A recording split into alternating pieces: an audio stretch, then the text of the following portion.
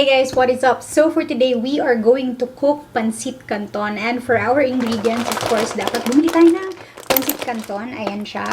Tapos, carrots, and then cabbage, and then garlic and onion. Tapos, we have here shrimps. Kung wala kayong shrimps, okay lang din. And then, chicken.